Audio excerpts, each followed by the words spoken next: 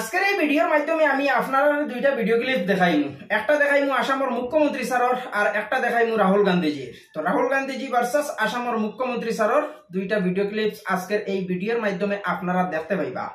তবে ভিডিওটা শুরু থেকে লাস্ট পর্যন্ত দেখবা আর ভিডিওটা শেয়ার করে দিয়া আর কিছু মানুষরে দেখার সুযোগ করে দিবা। প্রথমে আমি আপনারারে আসামের মুখ্যমন্ত্রী স্যারর এই ভিডিও ক্লিপটা দেখাইতাম চাই। প্রথমে আপনারা এই ভিডিও ক্লিপটা দেখেন।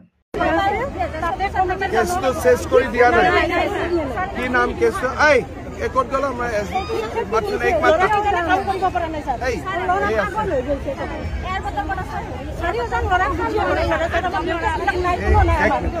ইহঁতক কি বিহুৰ সময়ত উঠাই লৈছে আমাৰ কেছটো এফআইআৰ কৰি দিয়া আমাৰ কৰ্মীৰ এখনৰ এটা চশমা আছে কোনোবা ব্যক্তি কি কয় তেখেতক কিবা কাৰণে মই অনুৰোধ জনালো কেছ নম্বৰটো আছে চশমাটো মানুহৰ কাৰণে সকলো এটা মূল্যৱান বস্তু চশমাটো কিবা কাৰণে মই অনুৰোধ জনালো লগে লগে শেষ কৰি তো যেভাবে আপনারা ভিডিও ক্লিপ দেখতে পারছেন অথচ বুঝতে পারছেন এই জায়গার মাঝে উবাইয়া আসামের মুখ্যমন্ত্রী স্যারে এই জিনিসখানাইতর জড় খুঁজাইয়া বার করিয়া হয়তো প্রবলেমটা তাই সলভ করিয়া দিছয়।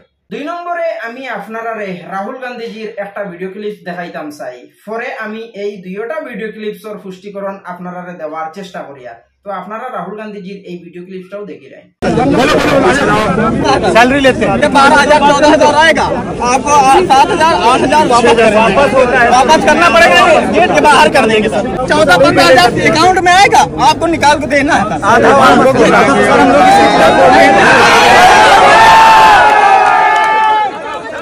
हमारे से बात कर लिया हो सकता है कल हमारा लेटर बन जाए सर ये भी लेटर तो सब लेटर में बात किए तो सर सेफ्टी को लेकर जो है व्यवस्था की जाए क्योंकि वर्कर सेफ्टी में रहेगा। जितने भारत प्रोडक्शन यूनिट और जितने भी वर्कशॉप है सभी जगह इंसेंटिव है सर। यहाँ पर सर कुछ नहीं है क्या एग्जैक्टली कितना देते हैं क्या देते हैं सर इंसेंटिव यहाँ 0 है सर। महीने के 10 करोड़ रुपए जो है प्राइवेट कर्मचारियों का पैसा लेके वापस किया जाता है जो।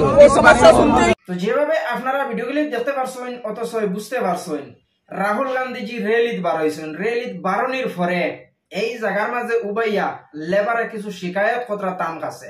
তবে ভিডিওটা হিন্দি হইলেও কোন শিকায়ত কারণ কতরা আমি আপনারারে বাংলা হিসাবে হওয়ার চেষ্টা করি। আর এই জায়গার মাঝে লেবারে উবাইয়া ও জিনিস খানাইন কইতরা যে আমরা সারাদিন দিন মজুরি করি কাম করি মাসের শেষে যে স্যালারিটা আয় 7 থেকে 8,000 তুলিয়া কন্ট্রাক্টরটা দেওয়া লাগে। এই জিনিস খানাইন তোর জুলুম চলের এইসব লেবারের উপরে। তখন এই জায়গার মাঝে উবাইয়া রাহুল গান্ধীজি এই জিনিসখানাইন বালা করে শুনলা এবং বুঝলাও। তো আমি আপনারা একটা জিনিস প্রশ্ন করতাম চাই দুইটা ভিডিও ক্লিপসর মাত আপনারা শুনছেন এতচ বুঝতেও পারছেন। তো এই জিনিসখানাইন তোর প্রশ্ন আমি আপনার কাছে করতাম চাই যে আসামের মাঝে এইরকম একজন মুখ্যমন্ত্রী থাকলে কোনো সময় আসামে দুর্নীতি হইতো না। আজকে একটা জিনিস আপনারা চিন্তা করবা আসামের মুখ্যমন্ত্রী স্যার রেলিত বারইয়া মানুষের প্রবলেম জায়গাত উবাইয়া সোল কতরা। তো এইরকম খাম করডা মুখ্যমন্ত্রী আমরা আসামের মাঝে চাই। আর দেশের প্রাইম মিনিস্টার ওইবার স্বপ্ন দেখতরা রাহুল গান্ধীজি। তো আপনার মতামত আপনারা কমেন্টও জানাইবা রাহুল গান্ধীজি দেশের প্রধানমন্ত্রী হইতে পারবানি আর আসামের মুখ্যমন্ত্রী স্যার সারা জীবন আসামের মুখ্যমন্ত্রী হিসাবে তাই রইতে পারবানি।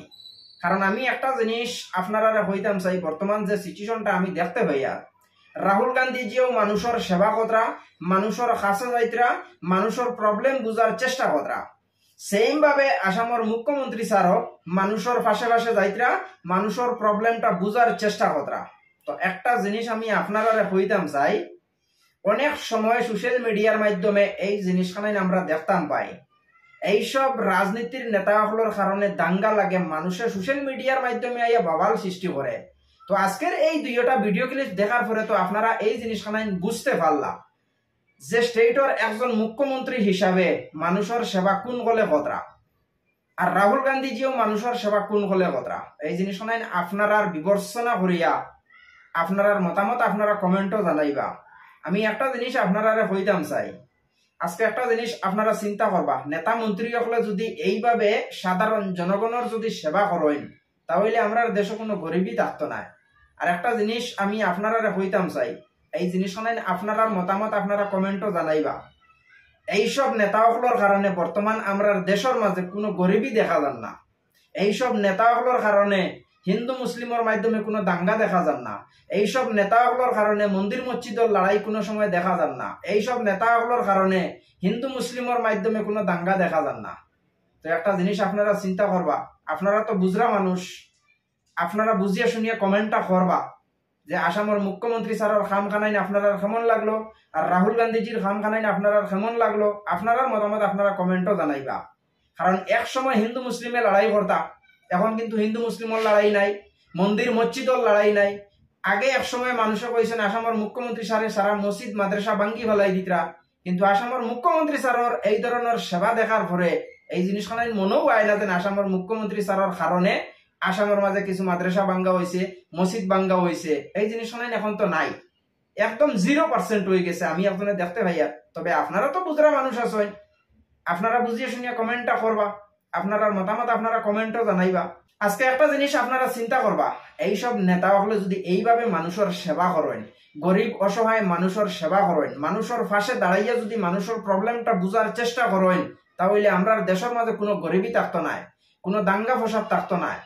তো একটা জিনিস আপনারা চিন্তা করবা, একসময় হিন্দু মুসলিমের দাঙ্গা আসলো, মন্দির মসজিদের দাঙ্গা আসলো, এখন কিন্তু হিন্দু মুসলিমের মাধ্যমে কোনো দাঙ্গা নাই, মন্দির মসজিদেরও কোনো দাঙ্গা নাই, দেশটা খুব সুন্দরভাবে চলে। তো এইসব নেতা সকলের বিয়াহারে আপনার মতামত আপনারা কমেন্টও জানাইবা, আর ভিডিওটা শেয়ার করে দিয়া আর কিছু মানুষের দেখার সুযোগ করে দিবা। আর যদি আপনার ভালো লাগে তাহলে একটা লাইক দিবা, বড় মেহনত করে ভিডিও বানাই। আপনারা যখন একটা লাইক কমেন্ট করেন তখন আমরাও মোটিভেট বাড়ে ভিডিও বানাইতে। বিশেষ করে আপনারা একটা লাইক আর ভিডিওটা শেয়ার করে দিবা, আর কিছু মানুষের দেখার সুযোগ করে দিবা।